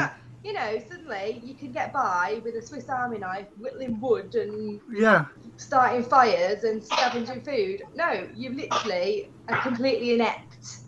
Yeah. But, suddenly they step up. Don't like it. And the second one is when someone is killed by a really slow, shuffling zombie. Because you can outrun them. You can walk Just past run them. away. Just run away. Just run away. Yeah. Just because they're frozen on the spot. And it's normally a woman. It's normally a woman who is frozen in fright because she's a delicate lady and she can't handle the scarediness. Yeah. And what's funny though is we have three responses: fear, fright, and freeze. And people often don't realize that there's freeze. And I have seen huge men freeze in shock and not move while the woman goes diving in to punch. So, I mean, you're right. Yeah. I mean, do you remember, I am going to go a little bit serious for a minute. I do apologize. But do you remember some years ago we had in this country, we had those two terrorist guys, young fellas, who chopped that army guy's head off in the street? Yeah, that was horrible. All of the men froze. Every single man on that video, they froze. I mean, within good reason. There's two grown men there with meat cleavers and stuff. All of the women, every single one of the women went up and helped that boy on the floor. And they just did. That's what they did, and not because not because I think they're particularly brave. I think they just felt they had to. That was their thing. There was a guy on the floor who was injured. Yeah, they just couldn't help themselves. There's a guy on the floor. He's injured. Someone needs to go help him, and they just did it. And I think there's about 3 or 4 women. I think one of them was like a trained person, but the others weren't. They were just normal people, passers-by. And if you watch the videos, like all the women are just walking backwards and forwards, like they didn't care like what the guys were doing with knives and stuff. They was carrying on, whereas all the guys froze. So yeah. Well, I thought it was really interesting because I've seen really weird adverse reactions to stuff, and I remember one time they played a practical joke on my coworkers, and she ran forward with her hands outstretched to tackle the person who had frightened her, and other people had jumped back. So everybody has a weird has different fear responses. And she said since she was a child, if something scared her, she would rush toward it to attack it. So I think everybody has these really weird responses. And when we stereotype them and we assign them to a particular gender, I think that's where we make a big mistake. Yeah, there's that GIF, isn't there, that does the rounds on the internet of the two little boys in the dark kitchen, and they turn the light on, there's a little teddy bear sitting there. One of them runs away and the other one runs along and kicks it. It's just instant response. One just runs in the kitchen, kicks the teddy bear, and the other one runs off. And that's just the way we are. It's like it's fight or flight, and that's I think every human being is different. I've been in some situations where I've seen like big, grown, strong men run away in scary situations where other people who you wouldn't think were in that with those type of men stood their ground. So I think everybody's slightly different, and it's hard to know who's what until it happens. Can I tell a funny story? Of course. Okay, so I used to work at this haunted house, and our tent was on the street. It was like a carnival festival type thing, and so when people were waiting outside for their tickets to be called to go inside the haunted house, they would walk up and down the street and buy from vendors and stuff. And I would help my friend out who was a vendor in a tent. And they would have the movie monsters walking up and down the street, and as the lights went down, the monsters got scary and scary. In fact, the guy who did Jason, he was terrifying. He had the walk down. Michael Myers was scarier. He walked exactly like Michael Myers. Okay. Amazing. So this is my funny story. There was this group of kids. It was guys and girls equally. They were probably all in their late teens, probably 16, 17, 18. They were all congregated together. They were all picking at each other. The boys were, of course, making fun of the girls, saying that they were going to scream, saying they were going to cry. And I'm watching all this because it's entertaining, people watching. And Michael Myers walks up behind them and just stands behind one of the guys. The guy turns around, sees him, screams this high-pitched, shrill sound, and runs. And all the guys ran while one of the littlest, tiniest girls stepped forward to punch. And her friends grabbed her arm to keep her from punching the actor. And all the guys ran, leaving the girls behind, facing the monster. So, we fall into these tropes that Hollywood has given us, and we don't realize that people act differently. A girl fainted right in front of me when one of the clowns came up behind her. She turned around and saw him and went down. Just straight down. And I'm afraid of clowns too, so I don't blame her, but she went straight down. I saw a guy, a grown man, again, this is stuff I use in my books. I saw a grown man that looked like he could just tear anyone apart, scream, jump, and run with his pregnant wife laughing at him. So... you have to create diversity in your characters, and you have to have everybody react in different ways. And I am sick and tired of the woman always being the one that dies the dumb death. I think sometimes we fall into that trap of what's easy character building, isn't it? What's easier, because obviously we if you're making unimaginative, but I think sometimes lazy. Well, I think if you're writing a zombie series, then sometimes some of your characters can be background or filler, and that's where the problem lays, because obviously background and filler is just the top layer. You need the bottom 20 layers. Yeah, and that's I think sometimes where we fall into the trap of having characters that are two-dimensional. And obviously when we've got the top player, we've got all that media, the TV and the movie is telling us we need to do this crap. So we just do it automatically and we don't think about it, and that's where the problem comes. Okay, we've got about sort of 15 minutes to the end, so I'm going to do one last question. I'm going to see if we can make it last 15 minutes. I'm going to start off with randomly picking Bex because I like the colour of her hair. So do I. It's lovely, isn't it? What colour is that? This is purple, but I have an LED light to the left of me in the tank, and it's making it look all... I thought you've lit yourself. You've done lighting. You've actually. It looks like I've done lighting, doesn't it? It looks like I'm trying to filter myself. No. My daughter's having her hair coloured for the first time tomorrow. Wow. I know. It's exciting times in the Moore household. Okay. Bex, the final question, and come on, let's make it the last 15 minutes. Not just you personally, everybody. All right. The final question is: do zombies matter? Do they even matter? Do we need them? I mean, this is big for me and you because obviously we have a podcast based around zombies, and if they don't matter, So, do they make a social or cultural difference to us? Do we need them? I mean, I know Romero always said that they made us like his movies always had a social statement. So, do we need them? Yes. Good, thanks. And that's her only part of the answer. Thank you. There's your full 15 minutes. Yeah. That's the full 15 minutes. No, it's like you said about kind of social messages and things like that. They kind of bring about hope that humanity, even in the darkest of times, can pull together and sort shit out. And you are going to have evil people in the world, but they're normally battered down by the good people, and there is always going to be more good than evil in the world, even when there's zombies roaming the earth. And also, like you said, if there wasn't zombies in the world, I wouldn't have this amazing online platform that has completely, it's almost like a social group.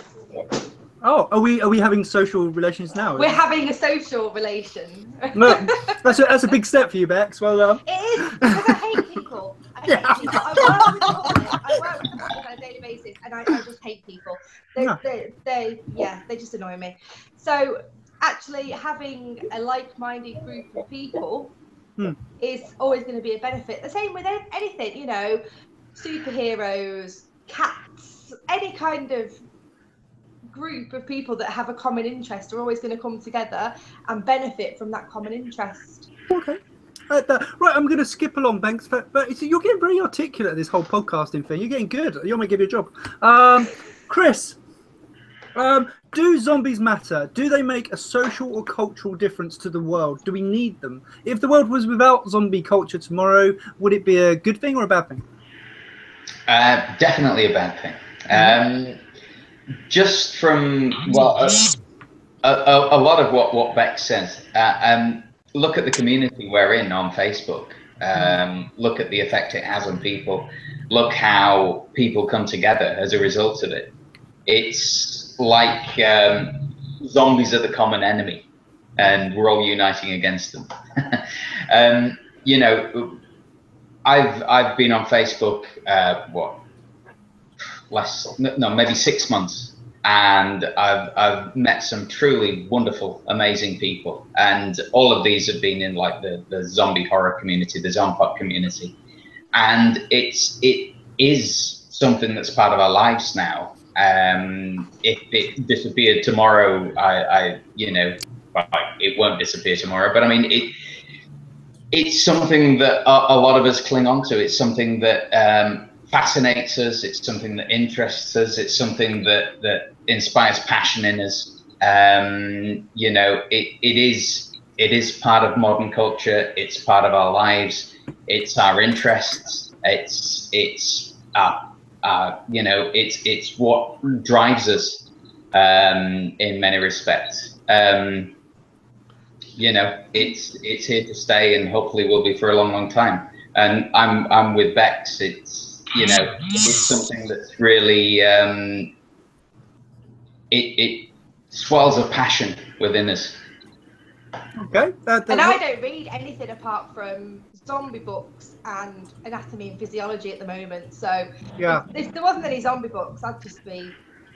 I have a question for you, Bex. Okay. Do you ever, when you're reading an anatomy book or for your university course, do you ever get them mixed up? Do you ever think, oh, bollocks, I've got that confused? Yes, because my last essay was on the social standing and compassionate care of zombies. Was it really? No. Oh, I thought it was. No, I don't get zombies and didn't you normal do biology mixed I up. thought your last essay was on single mothers, wasn't it? No, that's this. Well, no, it's teenage mothers. That's teenage mothers. Yeah, that's cool. Right, James. Are zombies important? Do we need them? Do they have a social purpose? Do they have a cultural purpose? If zombies left tomorrow, would it be a bad thing or a good thing? Have they left a mark on culture as we know it? I was thinking about this while the other two were talking. Mm-hmm. Personally, it would really upset me if they all of a sudden went away, because that's my big bad monster. That's the one that I identify the most with. I'm most scared of. Like some people are vampires, mummies, werewolves.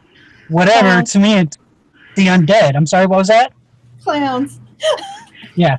So that's my big bad monster. That's the one that I like the most and I identify the most with.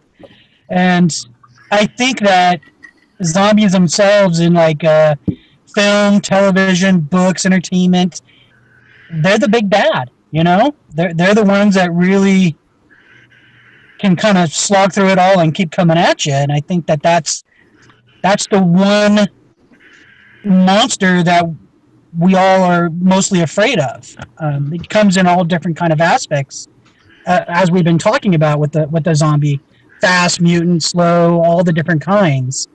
And I think that's the one thing that kind of brings us all together, mostly in our community and our genre, that we can kind of discuss and bring about with each other. So for me, yeah, I think it would really suck for me if zombies went away. Yeah. Okay. Rhiannon, do zombies make a difference to us socially or culturally? Have they made a difference so far, and will they make a difference in the future? Well, if you look at what the function that horror or plays in society, it's an outlet, it's a release, it's the way we deal with very stressful situations in a safe way.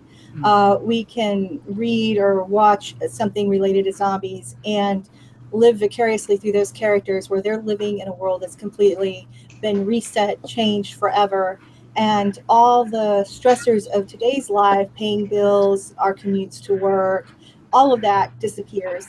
Even familial relationships sometimes become stronger because of the Zompocalypse, like we've seen with characters in various shows. So I think it's a very big stress reliever for a whole lot of people. It's a way to be scared but be safe. It's a way to imagine a reset world but to not actually lose your job, your loved ones, and your friends. It's a way to cope.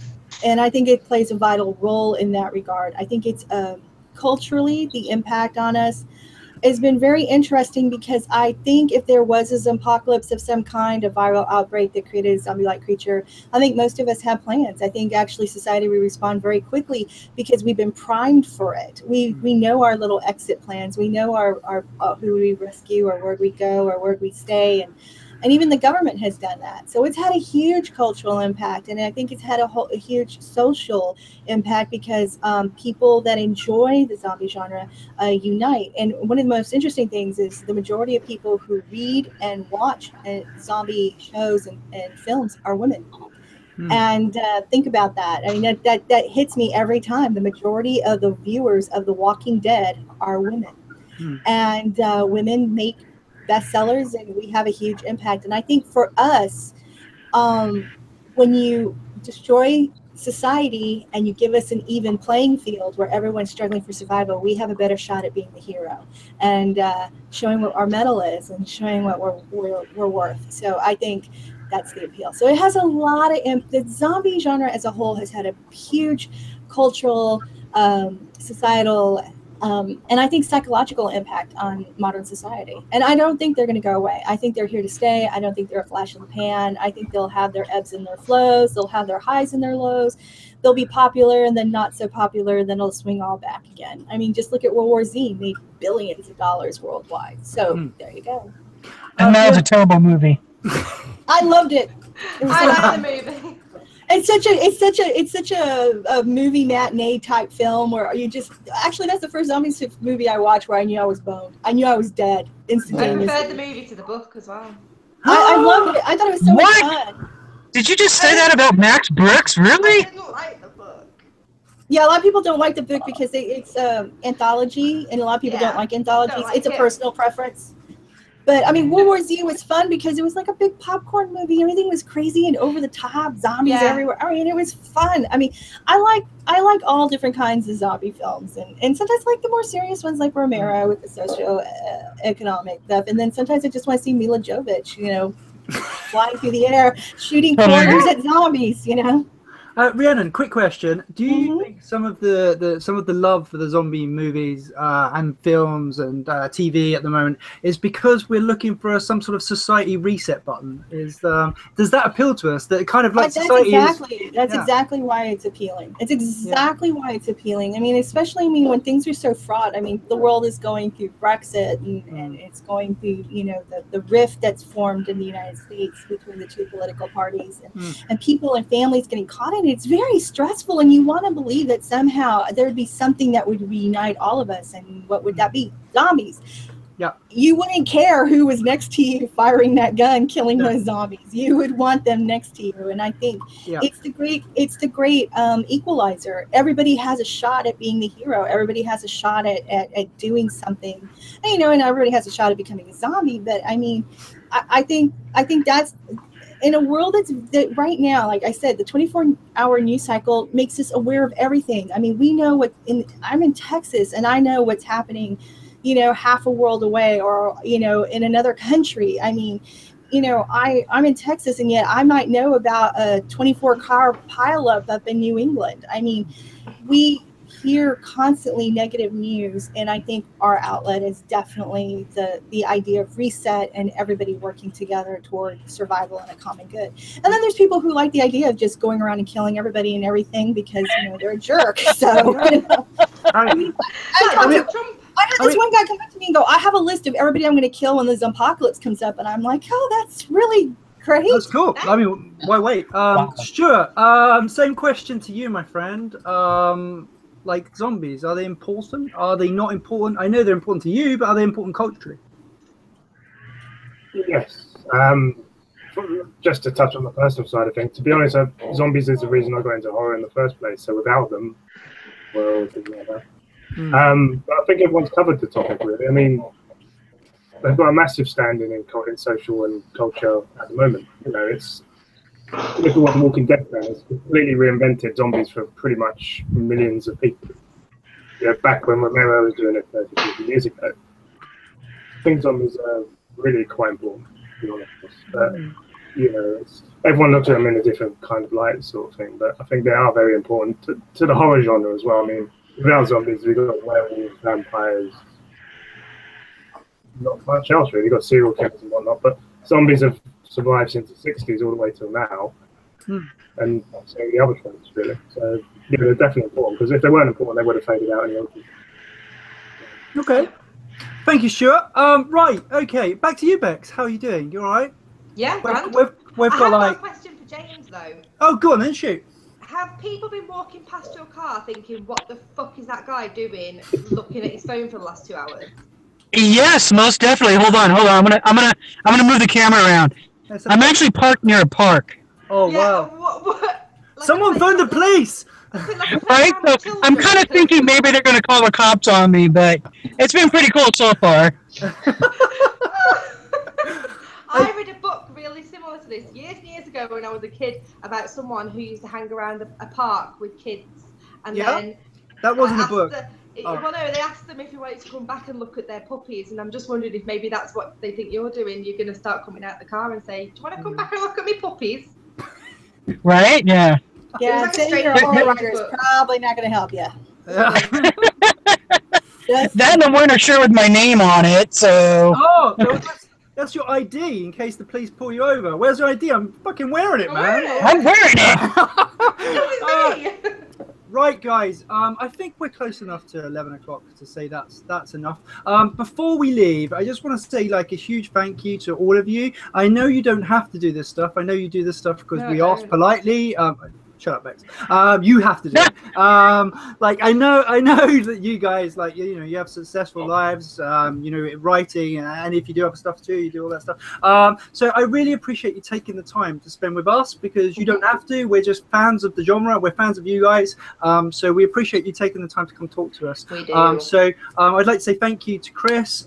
Thank you very much for joining us this evening. It's been an absolute pleasure speaking to you, mate. I really enjoyed it. I love your books too. I know everybody's talking about them, so I'll share them around. James, obviously, everybody's been talking about zombie theorem for quite some time. It's hugely popular. Thank you very much for joining us. It's really I know you're sitting in a car for 2 hours, man. I can't ask you to do any more than that. like risk arrest or something. That's just bizarre. I'm glad you've got some sort of clothing on there. That's good. Rhiannon, I think that's a massive bonus. He may have his hands down his pants. Well, I don't know. Rhiannon, thank you so much for joining us. Like, we're all in awe of your writerly skills and your status and your blue hair, and the fact that you can tongue lash me whenever you like, which is a pretty impressive skill, really. So thank you very much for joining us, Rhiannon. Really appreciate it. Thank you. It was a real pleasure. Thank you. And Stuart, thank you very much for joining us again. Third time on GMZ. I don't know how you managed to keep coming on. I don't know, you keep coming on, man. We need a t-shirt or a hat. I think it's because he's got that sort of Rick Mal, Aid Edmondson poster thing behind him. It just makes him cooler than us. I actually think he's a glutton for punishment. Yeah, he is. He's a glutton for punishment. Actually, we don't even invite him. He just turns up. He's like a weirdo. Just wanders in. Like James Wallace. Like James. James wasn't even invited. He just parked his car outside. Right, guys. Thank you very much, everybody, for joining us. This is the end of Good Morning Zompoc, the live event. Part 2. Thank you very much. Goodbye.